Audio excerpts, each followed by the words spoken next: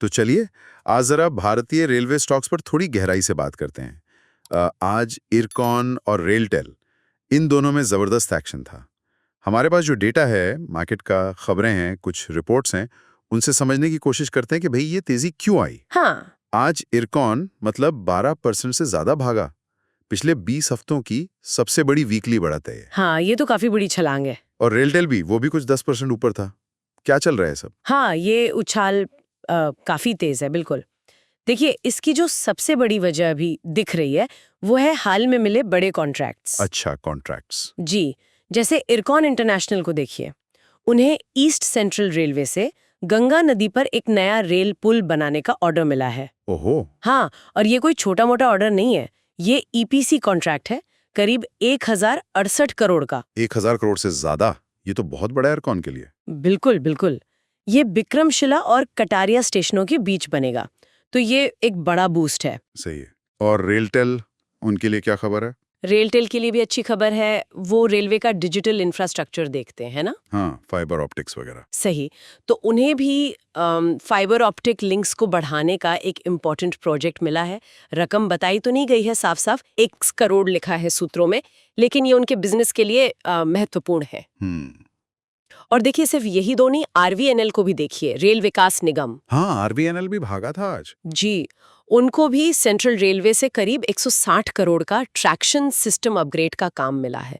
तो उनका शेयर भी करीब 6.5% ऊपर था, मतलब पूरे सेक्टर में ही एक अच्छी हलचल थी। अच्छा, तो ये ऑर्डर्स तो ठीक हैं, मतलब काफी बड़े ऑर्डर्स हैं, लेकिन क्या सिर्फ ये ऑर्डर्स ही वजह हैं या कुछ और भी चल रहा है? जैसे टेक्निकल चार्ट्स पर कुछ दिख रहा है। हाँ बिल्कुल, सिर्फ खबरों से ही नहीं चलता बाजार, टेक्निकल्स भी काफी कुछ बता रहे हैं। जैसे इरकॉन का शेयर वो अपने 50 दिन के मूविंग एवरेज के ऊपर ट्रेड कर रहा था।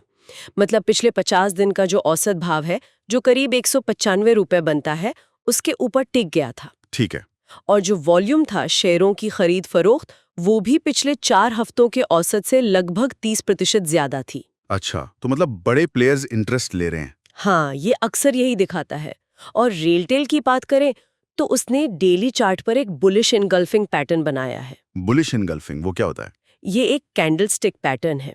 आसान भाषा में समझे तो ये दिखाता है कि खरीदने वाले, मतलब बुल्स, बेचने वालों पर हावी हो गए हैं। ये तेजी का एक मजबूत संकेत माना जाता है। ओके। और साथ ही रेलटेल ने 430 रुपए का एक इम्पॉर्टेंट लेवल था, रेजिस्टेंस लेवल, उसे भी पार कर दिया। और वॉल्यूम यहाँ भी देखिए, पिछले हफ्ते के मुकाबले 25% ज्यादा, करीब 1.22 करोड़ शेयर ट्रेड हुए। तो साफ है कि मोमेंटम ट्रेडर्स भी इसमें एक्टिव हो गए हैं। ये तो काफी इंटरेस्टिंग है, मतलब फंडामेंटल खबर भी है ऑर्डर्स की, और टेक्निकल सिग्नल भी तेजी दिखा रहे हैं। इसमें सरकारी नीतियों का कितना रोल है? बजट की बात भी हो रही थी कुछ समय पहले। हाँ, बिल्कुल सही पॉइंट उठाया आपने। इसे जरा बड़ी पिक्चर में देखते हैं। सरकार का रेलवे पर फोकस तो लगातार बना ही हुआ है ना। हाँ, वो तो है।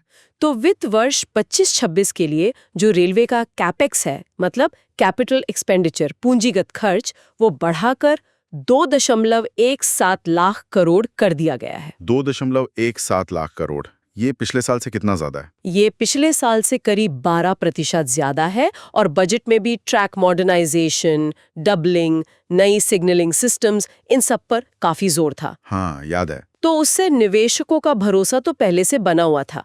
अब ये जो नए ऑर्डर्स आ रहे हैं, ये उस भरोसे को और मजबूत कर रहे हैं। ऐसा लग रहा है कि बजट की घोषणाएं अब जमीन पर उतरनी शुरू हो गई हैं। ये एक तरह से बजट के बाद पहली बड़ी पॉजिटिव खबर है इस सेक्टर के लिए। समझ गया। तो मतलब कॉन्ट्रैक्ट्स हो गए, टेक्निकल सिग्नल अच्छे हैं और सरकार का पुश भी है। ये तीनों चीजें मिलके इन शेयरों को दौड़ा रही हैं। लेकिन अब ये 10-12% भाग गए आज, तो क्या ये महंगे नहीं हो गए? मतलब वैल्यूएशन का क्या हिसाब है अब? ये सवाल बिल्कुल जायज है। देखिए, अगर हम जून के शुरुआत तक देखें तो ज्यादातर रेलवे पीएसयू स्टॉक्स जो हैं वो अपने लॉन्ग टर्म एवरेज के मुकाबले ठीक ठाक डिस्काउंट पर ही ट्रेड कर रहे थे। अच्छा। हाँ, उनका जो एवरेज पीई रेशियो था, मतलब प्राइस टू अर्निंग्स रेशियो, हाँ, जो कमाई के मुकाबले कीमत बताता है। बिल्कुल, वो करीब 10-12 के दायरे में था, जो कि दूसरे कई इंफ्रा शेयरों के मुकाबले कम ही था। और सिर्फ वैल्यूएशन ही नहीं, पिछली तिमाही Q4 FY25 के नतीजे भी काफी सॉलिड थे। रेलटेल का ईबिटा 16% बढ़ा था, बैंडविथ लीजिंग से अच्छी कमाई हुई। इरकॉन का रेवेन्यू 8% बढ़ा, मार्जिन भी थोड़े बेहतर हुए, और RVNL की ऑर्डर बुक तो बहुत तगड़ी हो गई थी, करीब 37,000 करोड़ रुपए की। अरे वाह!